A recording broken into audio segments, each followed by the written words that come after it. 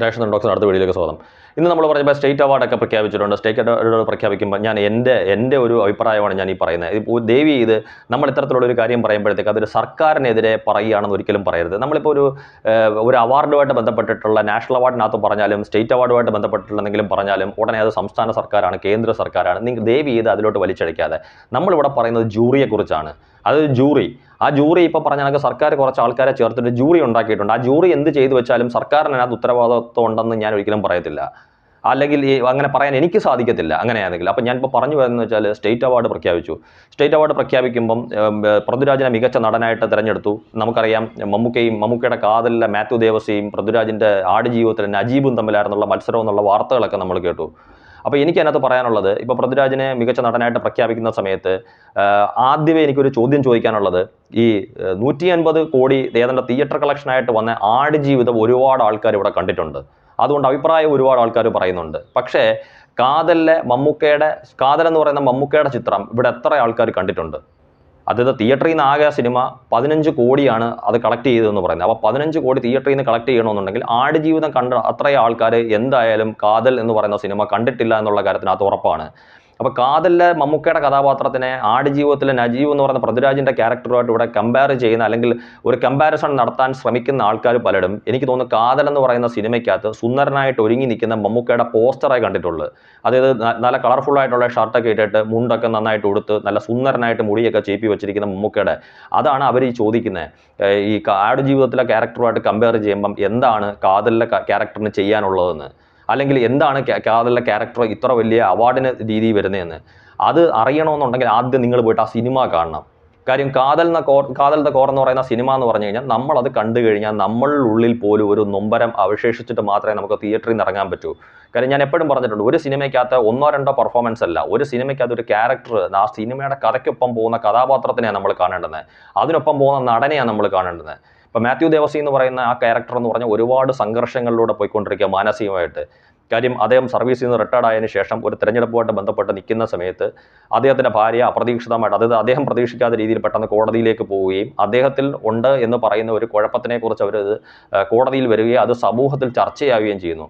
പിന്നീട് ഇപ്പം അത്തരത്തിലുള്ള ഒരു കാര്യം ഇല്ല എന്ന് സ്ഥാപിച്ചെടുക്കാൻ വേണ്ടി ഒരു കള്ളനെ പോലെ പതർച്ചയോടുകൂടി അതൊരു കുറ്റവാളിയെ പോലെയൊക്കെ നിൽക്കുന്ന ഒരു ക്യാരക്ടറാണ് ഈ മാത്യു ദേവസി എന്ന് പറയുന്നത്. അതായത് ഭാര്യയുടെ മുഖത്ത് നോക്കി അദ്ദേഹത്തിനെ തറപ്പിച്ച് സംസാരിക്കാൻ പറ്റത്തില്ല, എന്നാൽ മകളുടെ മുമ്പിൽ കള്ളം പറഞ്ഞ് സമർത്ഥിക്കാൻ ചെല്ലുമ്പം കാര്യം അറിയാവുന്ന മോള് തിരിച്ച് മറുപടി പറയുമ്പം അവിടുന്ന് പതുക്കെ മുങ്ങുന്നത്, അച്ഛൻ്റെ മുമ്പിലും ഈ പറയുന്ന കണക്ക് പൊട്ടിക്കരയേണ്ടി വരുന്നത്, അല്ലെങ്കിൽ ഭാര്യയുടെ മുമ്പിൽ പൊട്ടിക്കരയേണ്ടി വരുന്നത്, സമൂഹത്തിൻ്റെ മുമ്പിൽ എല്ലാവരുടെ മുമ്പിലും ഒളിച്ചൊളിച്ച് ജീവിക്കേണ്ടത്. കാര്യം ആരെങ്കിലും അറിഞ്ഞാൽ എന്ന് വെച്ച് കഴിഞ്ഞാൽ അദ്ദേഹത്തിൻ്റെ കണ്ണായാലും അദ്ദേഹത്തിൻ്റെ മുഖമായാലും ആ പതർച്ചയും ആ കുറ്റബോധവും അല്ലെങ്കിൽ ആ എന്താണ് പറയുന്നത് അതിൻ്റെ ആ നൊമ്പരവും എല്ലാം അവശേഷിപ്പിക്കുന്ന രീതിയിലുള്ള ഒരു ക്യാരക്ടറാണത്.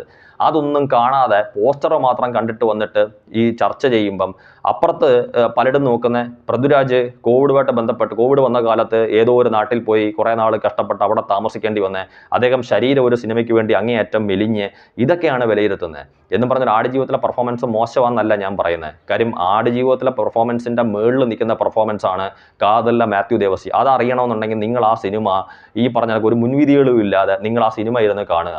ആ സിനിമ ഈ പറഞ്ഞ കണക്ക് ശകലം സങ്കടത്തോടു കൂടി അല്ലാതെ നമുക്ക് ആർക്കും തിയേറ്ററിൽ നിന്ന് ഇറങ്ങി വരാൻ പറ്റത്തില്ല. ഇപ്പോൾ ഇൻട്രോവൽ അടുക്കുമ്പം അല്ലെങ്കിൽ ഏതാണ്ട് മമ്മൂക്ക അദ്ദേഹത്തിൻ്റെ അച്ഛൻ്റെ ക്യാരക്ടറിനോട് സംസാരിക്കുന്ന ആ ഒരു ഘട്ടം വരെയും നമ്മളെപ്പോലുള്ള ആൾക്കാർ പോലും വിചാരിച്ചിട്ടുണ്ട്, ഇല്ല ഇതൊക്കെ തോന്നലായിട്ടാണ് പറയുന്നത് എന്നുള്ളത്.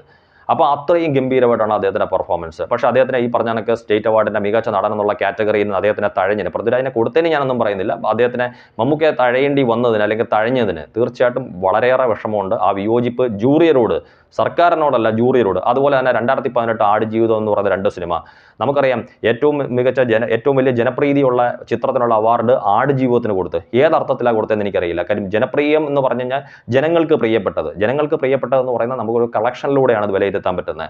ഏതാണ്ട് 150 കോടി കളക്ഷൻ മാത്രം തിയേറ്ററിൽ നേടിയ സിനിമയാണ് ആടുജീവിതം. എന്നാൽ 2018 എന്ന് പറയുന്ന സിനിമ തിയേറ്ററിൽ നിന്ന് മാത്രം 175 കോടിയാണ് അത് കളക്ട് ചെയ്തത്. അപ്പോൾ അങ്ങനെയാണെങ്കിൽ ജനപ്രിയം ഏതാണ്?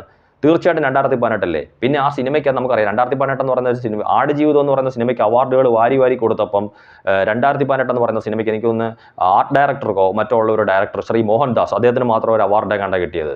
അപ്പോൾ 2018 എന്ന് പറയുന്ന സിനിമ നമുക്കറിയാം, ഒന്ന് മരുഭൂമിയിലെ കഥ പറഞ്ഞെങ്കിൽ ഒന്ന് വെള്ളപ്പൊക്കത്തിന്റെ കഥയാണ് പറഞ്ഞത്. എത്ര ഭംഗിയായിട്ടാണ് ആ വെള്ളപ്പൊക്കം ചിത്രീകരിച്ച് അതിനകത്ത് ഓരോ സീനും ഈ പറഞ്ഞ കണക്ക് നമ്മൾ യഥാർത്ഥ ഒരു വെള്ളപ്പൊക്കം നടക്കുന്ന സ്ഥലത്ത് നമ്മൾ ചെന്നുപെട്ട അല്ലെങ്കിൽ അങ്ങനെ കുറെ ആൾക്കാരുടെ ജീവിതം കാണുന്ന രീതിയിൽ അത്രയും ഗംഭീരമായിട്ട് എടുത്ത സിനിമ. അവിടെ ഞാൻ പറഞ്ഞ കണക്ക് ആടുജീവിതത്തിന് ഇത്രയും അവാർഡുകൾ കൊടുത്തതിനകത്തല്ല, പക്ഷേ 2018 കൂടെ പരിഗണിക്കായിരുന്നു. കാര്യം ഇന്ത്യയുടെ ഔദ്യോഗിക എൻട്രി ആയിട്ട് ഓസ്കാറിലേക്ക് പോയ സിനിമയാണ്, ഓസ്കാർ എൻട്രി ലഭിച്ച സിനിമയാണ് ഈ 2018 എന്ന് പറയുന്ന സിനിമ.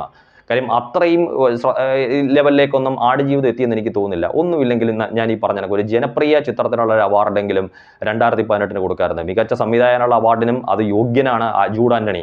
കാര്യം അത്രയും ഗംഭീരമായിട്ടാണ് ജൂഡ് ആന്റണി അത് ഒരുക്കി വെച്ചിരിക്കുന്നത്. എന്താണ് അദ്ദേഹത്തിനെയും പരിഗണിക്കാൻ അല്ലെങ്കിൽ ആ സിനിമയും പരിഗണിക്കാൻ എന്ന് എനിക്കറിയില്ല. എന്തായാലും ഈ രണ്ട് കാര്യത്തിനും ജൂറിയറോടുള്ള എൻ്റെ ശക്തമായിട്ടുള്ള വിയോജിപ്പ് ഞാൻ അറിയിക്കുന്നു. Thank you.